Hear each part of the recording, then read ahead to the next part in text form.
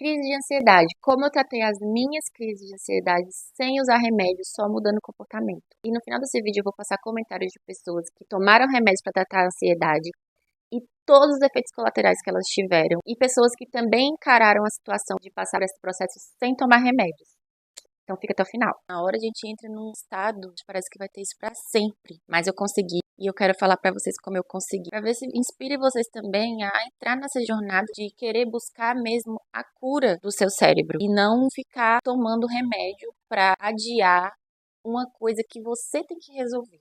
No vídeo anterior, eu falei com vocês sobre como eu tive minha primeira crise de ansiedade, o meu pico de burnout, quando eu perdi meus investimentos que eu estava fazendo na bolsa de valores. Foi uma situação máxima de tensão que pegou meu emocional e fez assim, ó.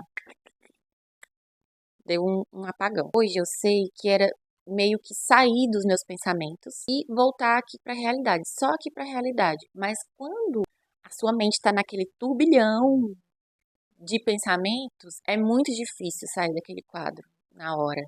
É muito difícil, muito, muito, muito difícil mesmo. Eu assisti o filme Divertidamente 2 e realmente é exatamente aquilo que acontece. Vocês assistiram? Quando a gente quer solucionar um problema, a gente pede ideias pro cérebro. O cérebro vai jogando um monte de ideias. Um monte de ideias. E aí você, em vez de você parar e deixar as coisas, né, seguirem o curso, não, você quer fazer ações para você conseguir aquele objetivo. Na hora que você começa a jogar um monte de ideia e fazer um monte de ações, o cérebro dá uma pane e aí, tipo, você fica assim, paralisado, porque você imagina vários cenários. Eu saí do cenário atual. Minha mente não conseguia ficar sem milhões de pensamentos para solucionar um problema. Mas na hora, não foi assim que eu percebi, né? Na hora eu só senti um negócio muito ruim, uma coisa muito ruim, e a queimação no peito, a queimação nas mãos. A minha mente deu uma bugada. Muito, muito, muito ruim. Eu resolvi falar sobre isso aqui porque eu respondi recentemente uma postagem de uma pessoa que fez um meme, vocês devem ter visto, que é uma pessoa assim jogada no chão, aí fala bem assim, Aleska, ligar as luzes da sala. A pessoa colocou bem assim, ó, eu quando tomo os remédios que me passaram no CAPS. Aí eu fui olhar os comentários e tinha gente tomando 6 tipos de remédio por dia. 6 remédios. Eu contei a minha história. Muita gente começou a me responder sobre isso, porque eu resolvi colocar lá, porque as pessoas que estavam lá respondendo estavam achando super normal tomar 6 remédios por dia, tomar aqueles remédios fortíssimos por dia. Eu falei, caramba, eu tava tendo as crises de ansiedade, eu não sabia por que que era. Eu era contra fazer consulta com psicólogo. Achava que quem fazia consulta com psicólogo era gente doida. Até eu aceitar que realmente eu tinha que fazer, eu tentei muito sozinha. Se eu ficasse sozinha, eu entrava nos meus pensamentos e ficava lá presa. Se tivesse alguém conversando ou fazendo alguma coisa, me distraía e eu saía daquele turbilhão de pensamentos. E só pensamentos ruins. E aí eu já comecei a fazer planos de como eu ia viver assim agora, no fracasso. Não tinha um norte de como eu ia sair disso. As férias da minha filha, eu passei toda na casa da minha mãe, né, me recuperando. Quando ela voltou, eu falei, vou pra casa, vou tentar mais uma vez. Se eu não conseguir, eu vou realmente mudar pra perto da minha família e mudar a minha vida, né? Voltei pra minha casa, voltei pra minha rotina, tomando muito cuidado e fui conseguindo caminhar. No início era uma coisa assim, eu chegava aqui, eu olhava para as coisas, eu não tinha vontade de limpar minha casa, eu não tinha vontade de fazer comida, eu não tinha vontade de me levantar, eu não tinha vontade nem de lavar meu cabelo, eu não tinha vontade de fazer nada. Eu tava dormindo super mal. Deitava, eu fechava o olho, na hora que eu acordava de manhã, parecia que eu não tinha dormido, eu só tinha fechado os olhos. A minha mente não desligava. Então, eu tava dormindo muito mal. Quando eu acordava de manhã, eu acordava muito cansada, com muita dor pelo corpo inteiro, uma dor generalizada, assim, ó. Que eu não sabia de onde vinha essa dor toda. E eu acordava, e eu levantava, e eu fazia uma oração de manhã, pedia ajuda para Deus. E eu olhava no espelho e falava bem assim, vamos dar nosso melhor hoje. Vamos fazer o que a gente conseguir fazer. E é isso que vai ser. Então eu priorizava minha filha ir para a escola, eu priorizava a alimentação da gente. E, dentro do possível, a limpeza e dentro do possível também o trabalho. Eu fazia o que dava. E uma coisa que melhorou muito meus pensamentos, que fazia silenciar meus pensamentos, era música instrumental. Era só aquela música calminha, com letras conhecidas, e aí, na hora que eu vi, eu tava cantando e tal, aí eu conseguia arrumar minha casa, conseguia lavar minha louça, conseguia fazer as coisas que apareciam pra mim, eu ficava calma. Aparecia alguma coisa de trabalho, eu ficava calma e ia resolver. Palestra motivacional. David Leonardo, Pastor Cláudio Duarte, é, essas coisas assim motivacionais. Colocava de manhã cedo, fazia oração. Eu comecei a fazer algumas práticas de coisa que eu achava que estava me adoecendo, igual. Como eu achava que eu ia ficar fracassada pro resto da vida, quando eu entrava no Instagram e via as pessoas dando certo, eu ficava muito mais triste. E todas as vezes que eu via o sucesso das outras pessoas, eu achava que eu tava mais fracassada ainda. E eu sou uma pessoa que eu não gosto de jogar energia ruim pra ninguém. Dentro dessa minha crise, às vezes eu olhava o Instagram e via uma pessoa e eu sentia meio que eu tava jogando uma energia ruim pra pessoa, sabe? De, poxa, essa pessoa tá conseguindo e eu não tô conseguindo. Fiz bem assim. Primeira coisa, meus problemas são meus problemas. Parei de olhar. Não olhei mais a vida de ninguém. Falei assim, a vida das pessoas, elas estão vivendo, eu vou viver a minha do jeito que eu tenho, dando o meu melhor. Como o meu cérebro estava nesse loop de que tudo que eu faria eu iria fracassar, eu me acalmava e ia fazendo as coisas, né, tentando manter a calma. E aí, sabe o que começou a acontecer comigo?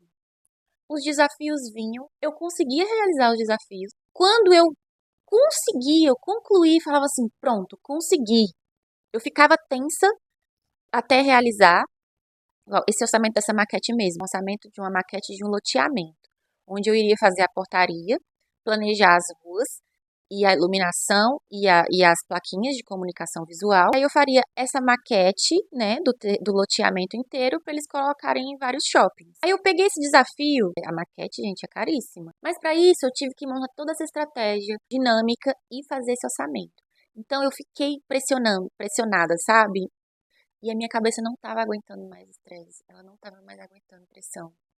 E mesmo assim eu colocava a música instrumental, ia me acalmando, e fazia, tomava um chá, respirava, voltava, continuava.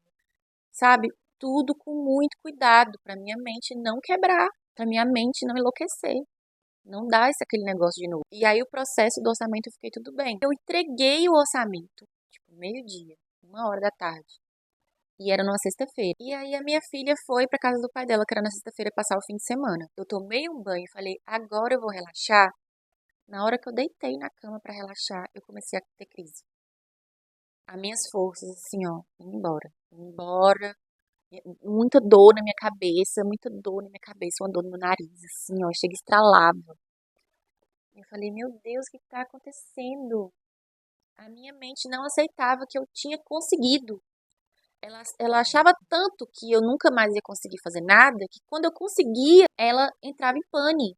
Ela não aceitava a realidade de que eu tinha conseguido. Assim também aconteceu uma cliente que eu estava há vários dias fazendo o orçamento dela, porque ela era muito indecisa. Quando ela fechou, que ela assinou o contrato e passou o cartão, que falou assim: pronto, conseguimos captar esse cliente. Cheguei em casa, tomei um banho, tomei um chá, deitei. Na hora que eu deitei, passou assim 15 minutos, começou. Comecei a passar mal, comecei a passar mal. Isso, nesse processo todo, eu fiquei com muito medo de dirigir, porque eu também não achava que eu ia conseguir dirigir mais. Eu tinha medo de ter uma crise dirigindo. Um dia eu precisava fazer um orçamento num lugar que eu ia precisar dirigir assim 30 minutos até chegar nesse local, para ter uma reunião. Programei tudo, deixei minha filha na escola e ia fazer essa reunião pela manhã. Quando eu deixei ela na escola, peguei o material para sair, eu tinha que dirigir. Eu comecei a ter uma crise de ansiedade muito, muito, muito, muito brava. Na minha mente, eu ia ter que ir, eu não sabia se eu ia conseguir. Eu achava que eu ia passar mal no caminho e eu ia morrer. Eu ia bater o carro, minha filha ia ficar sem mãe, eu ia causar um acidente, eu ia machucar outras pessoas. E assim, só pensamento ruim. E comecei a passar muito mal. E aí eu achei que minha pressão estava subindo. E eu moro em frente a um posto de saúde. Saí de casa, falei assim, eu vou lá no posto medir minha pressão, porque às vezes a pressão tá alta. E fui. Quando eu cheguei lá, mediram minha pressão tava ok. A moça falou assim, me encaixou lá para ter uma consulta, né, de emergência. E aí, enquanto eu tava esperando, lá, eu sentei, e aí me deu uma coisa tão ruim, eu comecei a chorar. E eu chorava, chorava. Porque eu pensava que eu não. Porque eu sempre fui muito independente. Desde sempre eu dirigi, desde sempre eu gostei de resolver minhas coisas. E aí eu tava pensando que eu não poderia mais ser independente, que eu não ia mais conseguir dirigir, que agora eu ia precisar depender das pessoas e como que eu ia fazer isso. Se eu não sabia viver assim. O rapaz lá que distribui o remédio da farmácia viu eu chorando e falou assim: por que você tá chorando? Eu falei assim: eu não sei o que tá acontecendo comigo, eu tô tendo essas coisas. Ele falou assim: olha, você tá passando por uma fase que você vai ter que mudar a sua vida. Eu passei por isso também. Isso aí vai te deixar mais forte. É a vida querendo te falar alguma coisa. Você tem que entender o que a vida quer te falar. Às vezes é uma lição que você tem que aprender. Então, encara isso como uma lição. Se apega com Deus. Coloca nas mãos dele.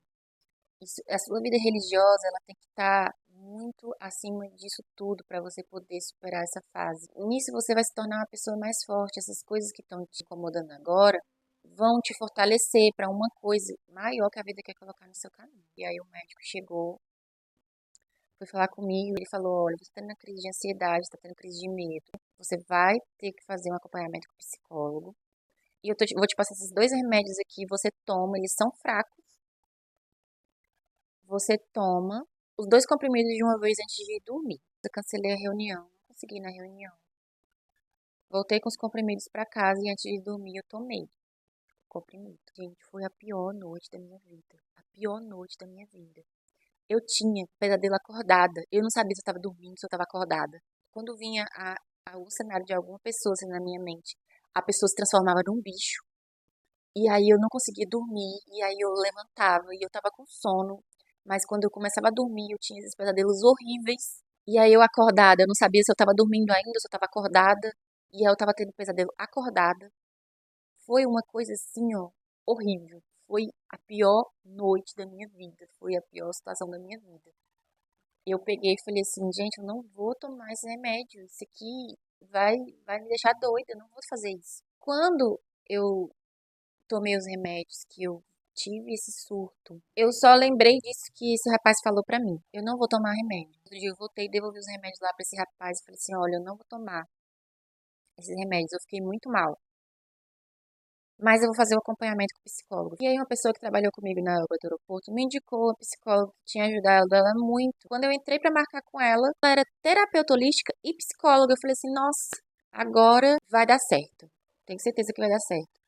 Porque eu acredito muito nas energias. Eu acredito, isso é uma coisa muito presente na minha vida. Eu acredito que o corpo não é só essa matéria. Eu acredito no poder do magnetismo do corpo. Eu acredito no poder do nosso subconsciente. Eu acredito tudo e eu vim estudando isso por um longo período sobre o que a gente atrai para nossa vida, que nossos pensamentos atraem as coisas da nossa vida. Quando eu olhei e vi que ela era terapeuta holística, chega, me deu um conforto, assim, no coração, sabe? Eu comecei a tratar com ela e na nossa primeira consulta, a primeira coisa que eu falei, olha, eu não quero tomar remédio.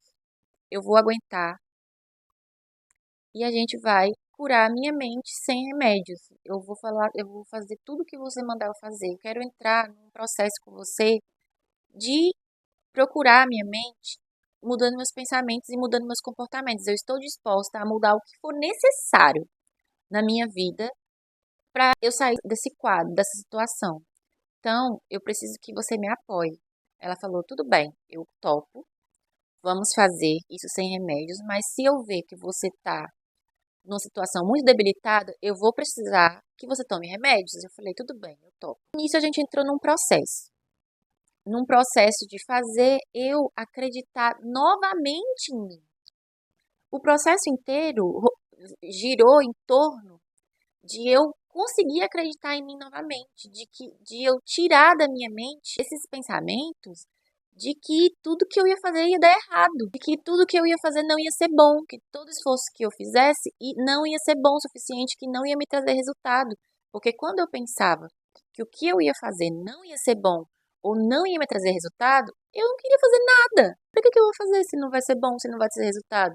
Mas esse acompanhamento com ela foi muito bom. Quando eu ia abrir, ia me abrir para as pessoas de falar que eu estava passando mal, as pessoas não sabiam me orientar. O que foi bom da terapia foi que a pessoa estava lá para realmente olhar o que eu estava passando entender aquilo sem me julgar. E juntos nós analisávamos como eu poderia mudar aquela situação na minha vida. Quando eu contava a história do que estava acontecendo comigo no momento, por que eu tive a crise, a gente analisava qual o pensamento que eu tive naquele momento e a gente começava a trabalhar os pensamentos.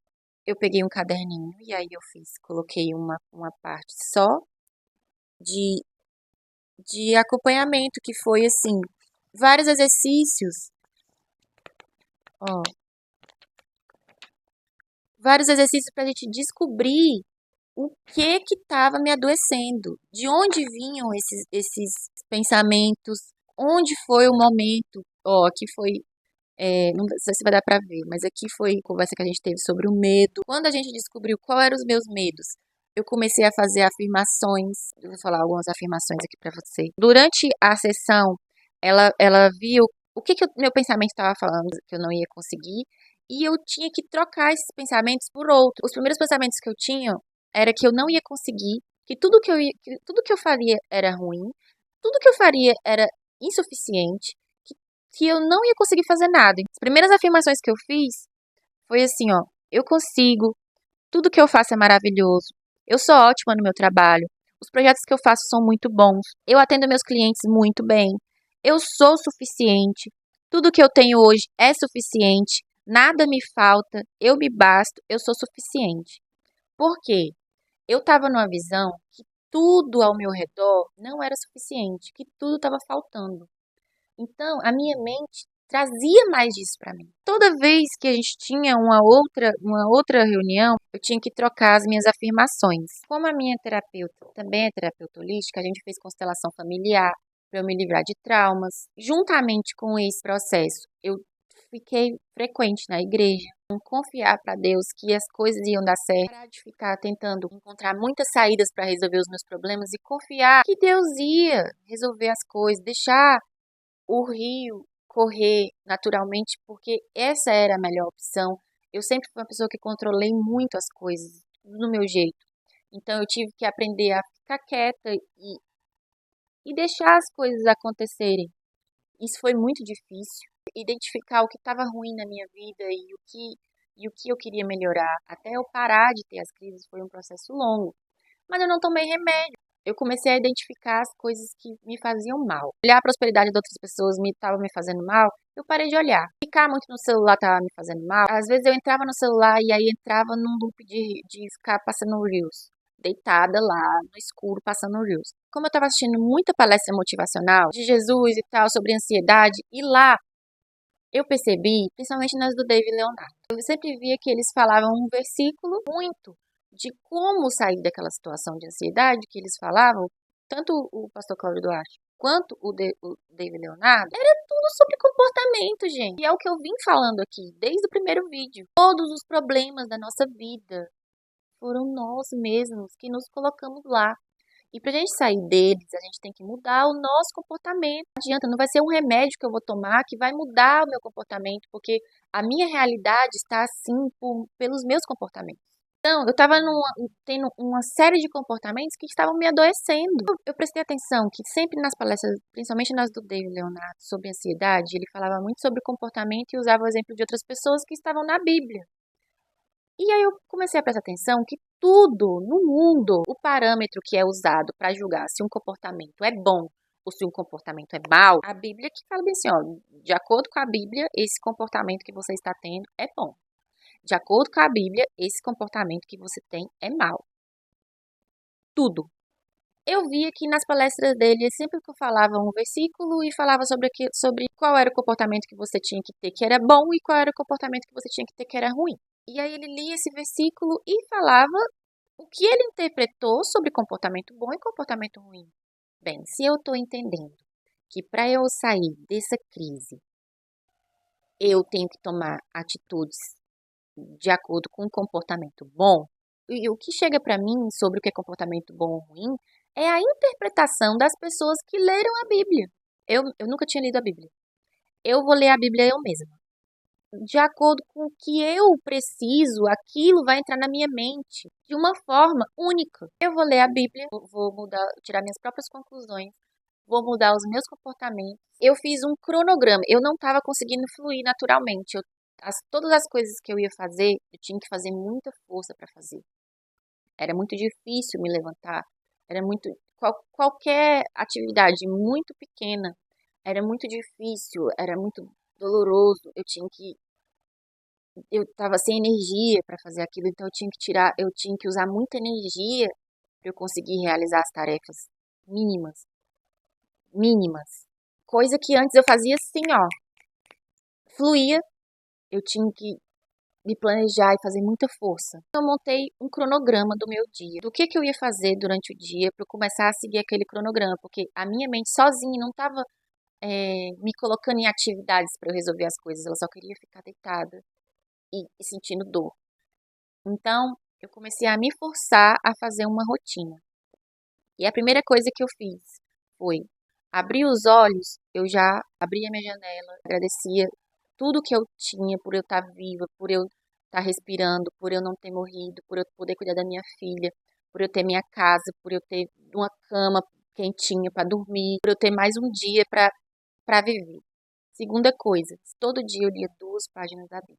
E aí eu preparava o café da manhã da minha filha, preparava ela para ir para a escola, levava ela para ir para a escola, fazer uma caminhada, porque olhava a natureza, me conectava, respirava, durante a caminhada fazia muito exercício de respiração, colocava mantra para eu escutar, afirmações também boas. Eu estava usando muitas as afirmações de reprogramação mental do Hélio Couto. Pegava o sol e me conectava e aí voltava para casa.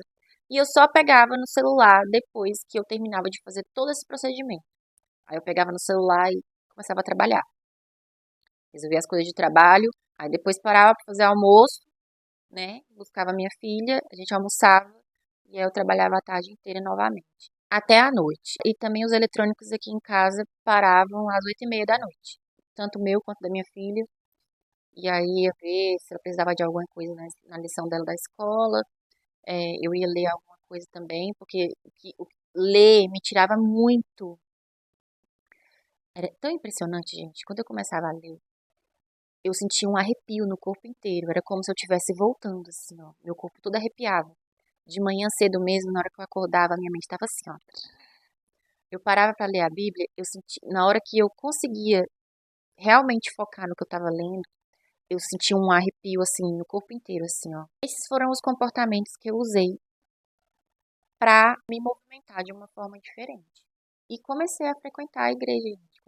Comecei a frequentar a igreja regularmente. Do jeito que ela orava em mim, precisava acreditar que eu não estava morrendo. Precisava acreditar que tudo ia ficar bem. Eu entrei numa certeza tão grande de que eu não ia conseguir, que eu precisava acreditar que eu ia conseguir. Eu precisava acreditar que ia ficar bem para ficar bem. A mente da gente é muito poderosa. A nossa mente é muito poderosa. Se você acreditar que tudo na sua vida vai ser ruim, a sua vida vai ser ruim. Se você acreditar que a sua vida vai ser boa e você agradecer o que tem, a sua vida vai ser boa. Você vai ver ela boa. Se você começar a acreditar que a sua vida vai ser ruim, você vai ver ela ruim. Se você acreditar que a sua vida vai ser ruim e começar a olhar para as coisas que estão ruins e as coisas que estão faltando, você só vai ver aquilo. E você vai gerar mais daquilo. Se você acreditar que a sua vida vai ser boa e que você vai ser feliz e as coisas que você vai fazer vai dar certo, você vai ver aquilo e a sua vida vai ser aquilo. E você sempre vai tomar mais atitudes para a sua vida ser aquilo. Quando eu chegava na igreja e eu via o trabalho, eu via o depoimento das pessoas que passaram por essa situação e conseguiram, e como elas conseguiram, isso me dava mais um ânimo. Eu começava a acreditar mais que realmente eu ia conseguir sair daquela situação. Então foi assim, ó, degrauzinho por degrauzinho, degrauzinho por degrauzinho, na caminhada de voltar a acreditar em mim. Porque a autoconfiança nada mais é do que você confiar em você. Você saber que você vai conseguir. Você vai tendo autoconfiança quando você se propõe a fazer uma coisa, você faz realmente aquela coisa. Tinha dias que eu não conseguia seguir o meu roteiro todo, mas eu dava o meu melhor. Eu trabalhei com a psicóloga isso, o quanto é importante não olhar para o que você não conseguiu fazer, mas sim o que você conseguiu fazer da sua lista. Poxa, eu não consegui a lista inteira, mas eu consegui isso, isso e isso. e se acolher e comemorar que você conseguiu fazer pelo menos aquelas coisas. Olhar pro ponto que você saiu e pro ponto que você está agora. E conhecer que antes você não estava conseguindo fazer nada e agora você conseguiu fazer 3 itens da sua lista. E amanhã tenta 4 e colocar metas possíveis para a gente realizar. Quando eu comecei a realizar a lista inteira, nossa, foi assim uma situação muito feliz. E é um passinho de cada vez, mas é possível sair disso. E você tem que mudar os seus comportamentos. O cérebro está frágil. Você não pode mais colocar coisas ruins no seu cérebro. Você não pode estar em ambientes ruins. Você não pode ter conversas ruins. Você tem que identificar na sua vida o que está sendo ruim, o que está te trazendo um resultado ruim. Você tem que trocar. Tem um exercício para identificar o que está ruim e o que está bom. Eu vi uma conexão muito grande com o meu propósito. Quando eu comecei a ler a Bíblia, eu entendi o tanto que Deus quer as famílias, o tanto que é saudável você viver em família e o tanto que é importante você cuidar da sua família. Ninguém mais quer ter filho, ninguém mais quer formar família. O meu propósito são as famílias e o meu projeto é Casas que Curam. Como você cuida da sua casa, como você se comporta dentro da sua casa, os esforços que você usa para fazer a sua casa ser segura e ser saudável é o que traz saúde para você, para sua mente, para sua vida. E eu passei por essas situações e quando eu comecei a ver o que fala na Bíblia sobre o que é certo, sobre comportamento, está afetando a população inteira. Como eu acho que a missão de falar sobre isso é de quem se incomodou. Eu me incomodei. Eu vivi uma situação onde eu tive que mudar. É isso que eu vou passar para vocês. E o próximo vídeo eu vou falar sobre o que está sendo vendido para as pessoas sobre o que é família e tudo que está adoecendo a humanidade e tudo que eu descobri sobre isso que me fez mudar o meu comportamento, assim, ó. Não quero mais aquilo para mim, porque eu sei que aquilo não vai me trazer nada de bom. Só vai me adoecer, vai totalmente contra o que Deus quer para nossas vidas e para a evolução e para nossa família. E eu vou falar para vocês todas as armadilhas para a sociedade desacreditar de família. Então, se inscreve aqui no canal, ativa o sininho, sai vídeo toda terça e quinta-feira às 19 horas. Segue aqui o Instagram da Semente e não se esqueçam de participar do sorteio dos cabides, que é meu presente para vocês. E dia 8 de outubro eu vou sortear 2 caixas dessa, então são 60 cabides de veludos para você organizar o seu armário. E agora eu vou colocar aqui os comentários das pessoas que responderam o meu comentário nesse post, onde eu coloquei o meu depoimento de como eu tratei sem remédios as minhas crises, para inspirar vocês e verem o tanto de efeito colateral que essas pessoas estavam tendo. Vocês vão ver que é uma coisa assim absurda. E também tem pessoas que também enfrentaram o desafio de curar a mente mesmo, não se dopar. Então, eu vou colocar aqui. Espero que vocês estejam no próximo vídeo. Beijinho!